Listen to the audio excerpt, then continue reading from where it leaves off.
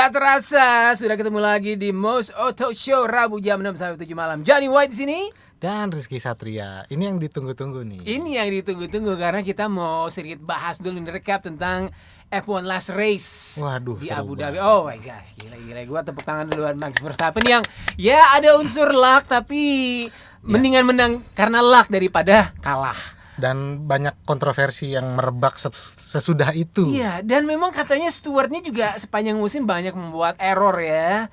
Yang ini harusnya penalti nggak di penalti, tapi race berikutnya kesalahan yang sama justru di penalti. Tapi ya mungkin yang canggih sih last race of the year pointsnya sama dan ditentukan di lap terakhir. Benar, itu terjadi tahun udah lama banget ya. Tahun terakhir itu Emerson Fittipaldi sama siapa gue lupa satu lagi. Tapi ya itulah, ini baru pertama kalinya mungkin setelah bertahun-tahun kembali.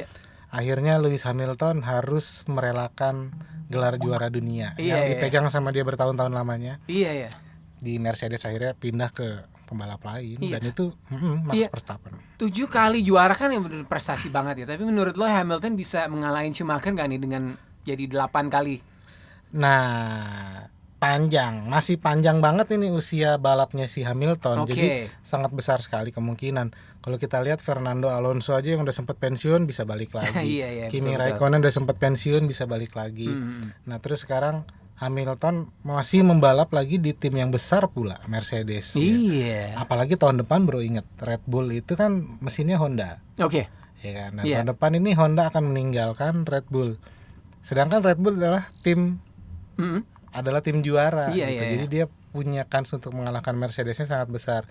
Nah, ketika dia mengganti mesinnya, artinya ada sesuatu yang hilang di sana dan artinya harus banyak adaptasi lagi. Iya sih. Dan kemungkinan besar akan menjadi berat bagi si Max Verstappen untuk mengalahkan kembali Hamilton. Tapi kita seneng ya lihat rivalitas si Max lawan Lewis Hamilton. Tapi selain dua ini kira-kira siapa yang bisa memberi perlawanan di musim-musim mendatang?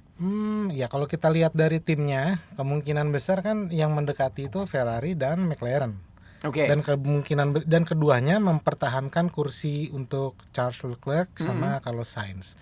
Untuk di McLaren ada Lando Norris dan Daniel Ricciardo. Jadi kemungkinan sih ya walaupun kita bisa lihat juga di Alpine itu Sebastian Ocon dan Fernando Alonso juga mulai masuk ke jajaran depan, sering masuk di garis depan, sering pernah juara juga Sebastian Ocon.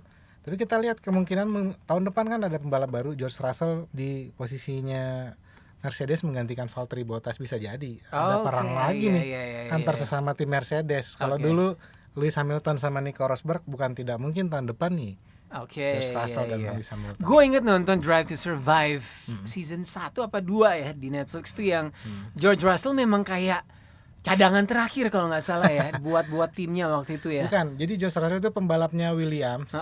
Nah, Williams ini mungkin adalah punya partnership yang sangat kuat dengan Mercedes karena dia timnya menggunakan mesin Mercedes. Nah, waktu itu Lewis Hamiltonnya tidak bisa membalap karena COVID-19. Akhirnya dia memutuskan untuk memakai si George Russell ini yang notabene adalah pembalap binaannya Mercedes juga.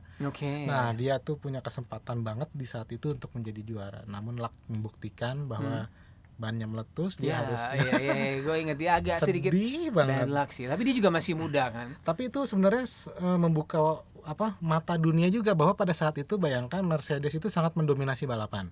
Orang beranggapan bahwa ini adalah memang kehebatannya Lewis Hamilton, tapi ternyata begitu seorang pembalap muda dari tim yang nggak pernah finish, nggak pernah dapat poin ketika itu, ditaruh di kursi mobilnya Hamilton, dia bisa mendominasi balapan, mimpin balap dari pertama lap 1 sampai akhirnya dia harus. Jadi sebenarnya jangan-jangan nih mobilnya nih yang bagus. Mobilnya ya kayaknya. Bukan Lewis Hamilton. Iya, karena skill rata-rata racer kurang lebih ya beda tipis kali ya. Sama dengan construction engine dan mobil ya beda-beda tipis. Kita mau break dulu most listeners dan next kita akan ngobrol apa nih, Bro? Ya, kita mau ngobrolin sedikit tentang industri otomotif. Kita menghadapi tahun 2022.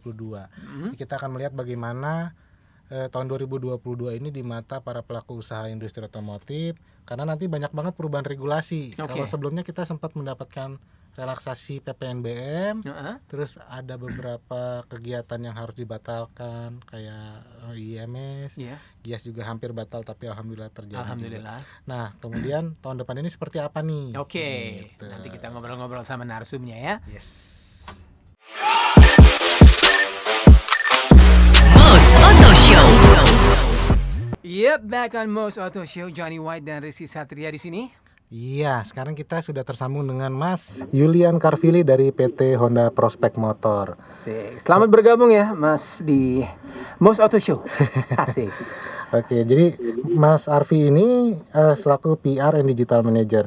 Sebelumnya saya mau ngucapin selamat dulu Mas Arfi atas hari ini ada peluncuran Honda CR-V Black Edition ya. Nice.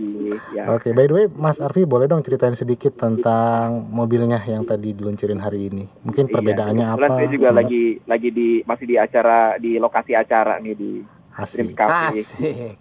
Oke. Jadi ya hari ini ada peluncuran mobil baru. Jadi Honda CR-V sekarang punya varian baru namanya Honda CR-V Black Edition. Oke. Jadi seperti namanya ya, Black Edition ini jadi eksklusif, lebih tampilannya lebih macho gitu ya, lebih tough, lebih sporty karena semuanya aksennya nuansa hitam nih. Jadi ada dark chrome grille gitu ya, velgnya juga dikasih warna hitam, terus juga lampunya smoke gitu. Jadi ya semakin misterius gitu. Makin Darth Vader banget. Semakin Batman kali ya. Iya, kalau dari harganya sendiri Mas Arfi ini udah mulai dijual atau masih inden atau gimana? Oh iya, sekarang udah mulai bisa dipesan, tapi pengiriman pertamanya nanti akan dimulai di Januari tahun depan. Jadi untuk harga belum ada harga nominalnya yang angkanya, tapi harganya itu adalah 15 juta menambah dari varian tertingginya Honda CR-V gitu. Jadi hanya dengan menambah 15 juta dapat eksklusif varian Black Edition nih. Mantep. Oke, Mas Arfi ini kita mau nanya-nanya juga dong tentang prediksi tahun depan nih kira-kira. Ya. Soalnya kita kan udah di akhir tahun menghadapi tahun 2022. Nah, sebelumnya kan kalau nggak salah itu Honda punya 6 mobil ya yang masuk kategori relaksasi PPNBM. Ya. Nah, tahun depan kita sendiri yang belum tahu apakah relaksasi PPNBM ini akan diteruskan atau tidak. Tapi kalau Mas Arfi sendiri dari pihak Honda mendakapinya atau melihatnya seperti apa sih Mas Arfi? Iya. Sinyal-sinyalnya sih kayaknya ini ya, optimis ya di panjang begini. Oke. Ya, tapi kita belum tahu. Memang ada wacana ke arah sana untuk memperpanjang PPNBM, tapi ya nanti kita tunggu aja. Tapi yang pasti sih PPNBM ini sangat berpengaruh ya. Sangat positif ya? Sangat positif sekali gitu buat industri otomatis karena permintaan konsumen meningkat ya dengan adanya PPNBM ini. Dan yang pasti sih untuk konsumen ya, pembeli mobil sekarang bisa ada kesempatan untuk mendapatkan mobil dengan pajak PPNBM 0% gitu ya. Untuk model-model yang selama ini memang favorit gitu. Jadi harganya sangat valuable gitu untuk saat ini. Jadi ya memang kami harapkan sih ya tren seperti ini bisa berlanjut lagi gitu sampai tahun depan. Ya, ngomongin PPNBM nih Mas Arfi, kan kita tahu juga bahwa mulai November ya kalau nggak salah itu regulasi pemerintah tentang PPNBM kan berlaku CO2 tax, di mana pajak sekarang skemanya berbasis ke emisi. Nah, bahkan kayak misalkan Toyota sendiri kan mengaku PPNBM untuk Toyota Avanza jadi dari 10% jadi 15% karena CO2 tax ini kan. Ras bahkan jadi 20%. Nah, kalau Honda sendiri bagaimana? Apakah ada perubahan dari sisi harga untuk tahun depan bila PPNBM relaksasi ini tidak dilanjutkan? Iya. Jadi pertama mungkin untuk pajak berdasarkan emisi itu pada dasarnya menurut kami itu bagus ya konsepnya gitu, karena memang tujuannya kan adalah supaya produk itu semakin ramah lingkungan gitu ya, memaksa produsen untuk menciptakan suatu teknologi yang memang bukan hanya sekedar canggih tapi arahnya memang sudah zero emission gitu. Semakin carbon emissionnya semakin tekan. Untungnya ya untuk kita semua lah gitu ya. Mengenai harga ya tentunya pasti kan gini, sekarang kan kalau dihitung dari PPNBM 0% sekarang gitu ya pasti akan ada kenaikan. Betul. Dari yang tadinya 0% kalau PPNBM ini tidak dilanjutkan tahun depan langsung berganti dengan pajak berdasarkan emisi, ada yang naik sampai 15% gitu ya. Dari 0 sampai 15, ada yang dari 10 sampai 20. Betul. Ya pasti akan ada adjustment harga gitu. Tapi ini kan ada plus minusnya ya. Ada mobil-mobil yang tadinya PPNBM-nya berdasarkan barang mewah dia sampai dengan 30%, 40% gitu, contohnya sedan. Nah, tapi kalau dengan PPNBM dengan pajak berdasarkan emisi ini kan bisa lebih murah ya. Gitu, lebih murah.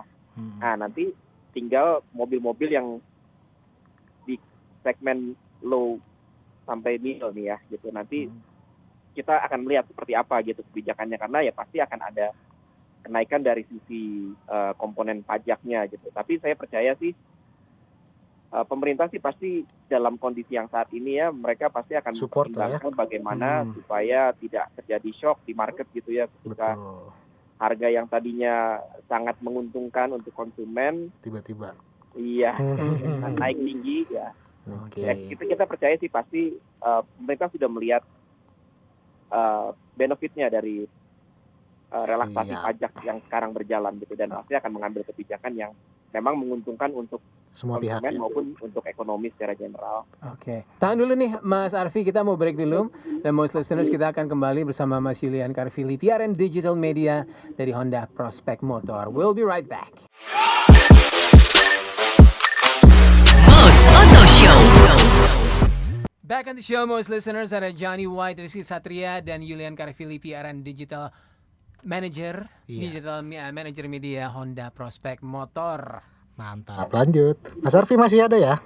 Masih dong. Oke, tadi kita lanjut sedikit soal CO2 tax. Yes. Nah, jadi kebijakan CO2 tax ini sebetulnya kan disiapkan pemerintah untuk mendukung kendaraan-kendaraan yang lebih rendah emisi. Karena tujuannya nanti pajak itu tidak dilihat dari besaran dari kubikasi atau displacement dari mesin, tapi dilihat dari emisi gas buang yang dikeluarkannya. Dan kendaraan-kendaraan yang ramah lingkungan itu hybrid, electric vehicle semuanya mengeluarkan emisi yang rendah, sehingga ibaratnya semacam seperti diberi insentif gitu sebetulnya. Nah, kalau Honda sendiri saat ini di Indonesia kan lini produknya belum ada nih portofolio kendaraan elektrik atau hybrid yang dipasarkan. Mas Arfi sendiri melihatnya gimana ke depannya, apakah mau ada atau gimana? Karena banyak produsen mobil di Indonesia ini sekarang sudah mulai banyak yang menjual kendaraan-kendaraan hybrid, bahkan sudah ada yang berencana untuk memproduksi mobil listrik. Honda sendiri bagaimana ke depannya? Jadi visi Honda untuk elektrifikasi ya di secara global nih memang sudah sejalan dengan apa yang dicanangkan pemerintah gitu untuk zero emission ya. Kalau secara global memang targetnya Honda di tahun 2030 itu sudah memproduksi hampir 100% ya mobilnya sudah elektrifikasi gitu. Jadi memang sudah sejalan. Nah, untuk Indonesia ya gini, pada prinsipnya sebenarnya kami percaya bahwa teknologi yang baik itu adalah teknologi yang dibutuhkan dan dirasakan kegunaannya oleh konsumen. Betul. Jadi kita selalu saat ini dalam proses untuk mempelajari sebenarnya teknologi seperti apa sih yang paling tepat gitu, paling dibutuhkan oleh konsumen, dan melihat kesesuaian dengan infrastruktur, dengan regulasi di Indonesia, supaya ketika kita menampilkan satu produk, menghadirkan satu produk yang elektrik gitu ya, udah sesuai dengan kebutuhan dan kemampuan infrastruktur di Indonesia. Gitu. Nah, tapi kalau misalkan bicara mengenai CO2 reduction gitu ya, dan hubungannya dengan pajak emisi. Betul. Ini kan ada dua nih sebenarnya pajak emisi itu. Ada pajak emisi yang khusus untuk mobil combustion konvensional, gitu ya, untuk mobil bensin dan mobil yang sifatnya elektrifikasi. Itu ada hybrid, ada plug-in hybrid, ada EV dan lain-lain gitu. Betul. Tujuan akhirnya kan sebenarnya adalah mengurangi emisi karbon, emisi gitu ya. Kalau sekarang produk yang dipasarkan Honda di Indonesia memang belum ada yang segmen elektrik. Betul. Tapi semua produk Honda di segmen mesin konvensional itu sudah memenuhi Euro 4 standarnya semuanya. Jadi emisinya itu sudah sangat baik, dan kami percaya kalau misalkan produk-produk ini berdasarkan regulasi pajak berdasarkan emisi, itu pasti akan mendapatkan insentif yang maksimal semuanya gitu. Jadi kami harap sih ini sudah membantu pemerintah untuk mereduksi karbon sekaligus memberikan value yang baik gitu untuk konsumen-konsumen Honda, karena memang emisinya sudah bersih semua ya. Betul. Jadi kalau menurut gua nih Mas Joni ya. Jadi Honda ini walaupun dia belum ada jual mobil hybrid atau EV di Indonesia, tapi Honda itu terkenal dengan turbonya. Jadi hampir banyak banget nih produk-produk Honda yang dijual di Indonesia ini menggunakan mesin turbo. Salah satunya CR-V turbo. Jadi bayangin mobil Honda CR-V aja yang turbo itu kemarin dapat insentif PPNBM loh, relaksasi. Karena dia mesinnya cuma 1.500 cc. Mantap. Gila ya, keren ya. Keren. And by the way, ngomongin CR-V turbo nih Mas Arfi, kemarin Gias gimana? Apa performance dari penjualan selama Gias nih untuk Honda? Honda ya Mas. Update dong, mungkin most listeners pada pengen tahu juga sih. Iya, pertama sih Gias itu ini ya, kita tadinya tidak menetapkan target ya, karena kita cukup bersyukur bahwa Gias itu bisa terlaksana sebenarnya, karena di tengah kondisi yang masih pandemi sebenarnya ya syukur sekarang udah terus membaik ya, mudah-mudahan akan baik. Nah ini pameran otomotif besar pertama kali yang diadakan di Indonesia selama masa pandemi gitu dalam tahun ini.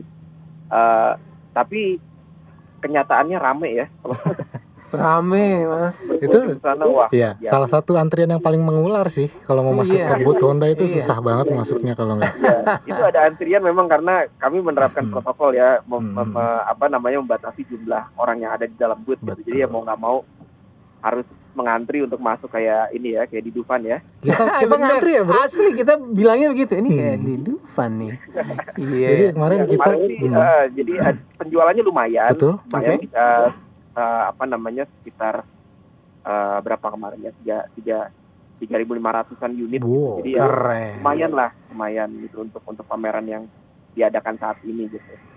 Mantap. Kalau kita kemarin, kalau saya sih pribadi naksir yang City yang hatchback ya. City hatchback. Itu salah satu best selling ya di gitu. Kemarin tuh. Selain Brio dan BRV yang baru. BRV yang baru juga. Betul. Kan gue kemarin udah nyobain bro. Di sirkuitnya Honda di pabrik. Sambil mancing habis itu. Terus listener juga kalau ngeliat di IG gue ada. Oke. Ikannya gede-gede bro. Kita arahkan ke IG-nya nanti. And by the way, kemarin selamat juga nih Mas Arfi, Honda berhasil menjuarai Formula 1 Max Verstappen ya. Meskipun dari constructors masih. Itu kita sebut one last dance. One last dance.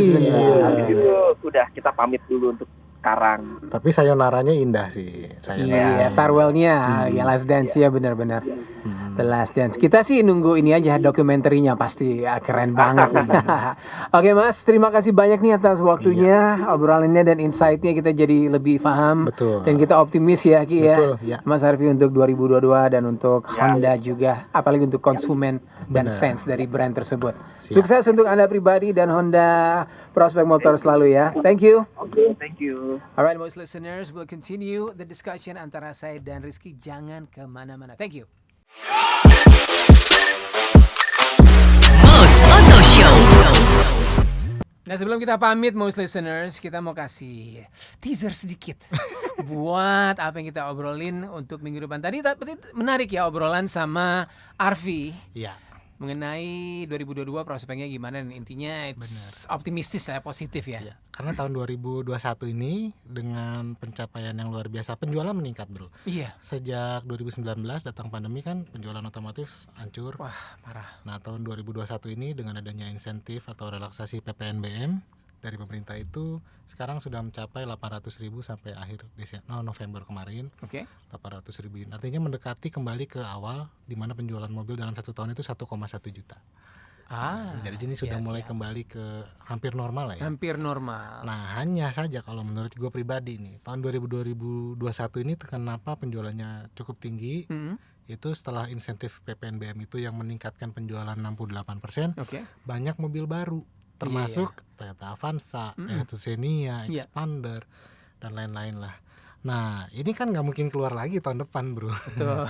Jadi kayaknya butuh suplemen lain dari para pelaku industri ini juga untuk menghadirkan produk baru atau program-program menarik yang memancing minat konsumen kembali untuk membeli kendaraan di 2022 gitu. Iya, insentif atau aturan-aturan baru demi bantu konsumen melancarkan industri. Ekonomi juga. Iya, ekonomi juga sih ya. Karena tahun kemarin tuh waktu zaman pandemi awal-awal sampai kan banyak banget pabrik yang ditutup. Iya. Layoff. Nah, dengan banget. Kembalinya industri menggeliat, konsumen mulai mengeluarkan spend money untuk belanja, artinya industri kembali hidup. Mungkin kan rekrutmen juga semakin banyak lagi. Iya, apalagi ya invest buat chip. Nah, chip itu juga semiconductor itu juga ya mudah-mudahan lebih stabil ya. Benar. Karena banyak yang invest khusus ke situ karena ya dunia lagi kekurangan. Ya. Contohnya salah satu produk smartphone tercanggih sedunia itu lagi nggak bisa memenuhi target untuk Natalan. Waduh. Untuk hadiah Natalan. Jadi mereka loss 2 juta unit atau 3 juta unit gitu. Aduh, sayang banget. Karena biasanya end of the year mereka pasti capai target. But anyway, untuk Most Auto Show next week kita ngobrolin apa nih? Kayaknya seru nih. Iya, ngomongin Natalan. Kan tahun liburan. Liburan lah ya. Natal dan tahun baru. Nataru. Biasanya orang pada jalan-jalan. Apalagi PPKM kan levelnya dikurangi kan. Yes, betul. Tidak seperti yang kita prediksi sebelumnya. PPKM level 3 sekarang dikurangi jadi PPKM level 1 Jawa Bali. Artinya mungkin liburan-liburan boleh lah. Karena beberapa tempat wisata masih dibuka dengan kapasitas 50% mungkin. Betul. Nah, jadi ada semacam konsep wisata baru bagi penggemar alam. Oke. Nah, banyak orang yang camping. Nah, ini camping bawa tenda, pakai mobil, atau yang memang suka otomotif, dia mengubah mobilnya untuk dipakai camping, yaitu camper van. Nanti coba kita kulik-kulik lah soal si camper van ini. Semoga kita bisa mendatangkan beberapa narasumber. Atau gimana caranya nih kalau kita mengubah mobil kita menjadi camper van, biayanya berapa dan lain-lain. Nah, ini sedikit preview ya most listeners. Setelah gua sama Rizky on and off seminggu di Gias lihat camper van juga. Setelah itu gue banyak lihat di YouTube orang-orang yang camping, terus dia masak sendiri dan nggak cuman manasin mie instan, bener-bener masak. Kuisina masak. Ada satu lokasi camping ground juga itu yang di puncak. Itu di pinggirnya tuh ada sungai kecil, jadi kita bisa camping di situ. Di sampingnya tuh ada sungai kecil dan itu air panas, bro. Oh ya? Mantap, hot spring. Oke, ini kita bahas pokoknya buat most listeners, jangan lewatkan. Ki, thank you very much. Thank you very much, bro. Partner in crime. That's it for Most Auto Show minggu ini. See you next week and bye bye for now. Back to Drive Time with Johnny.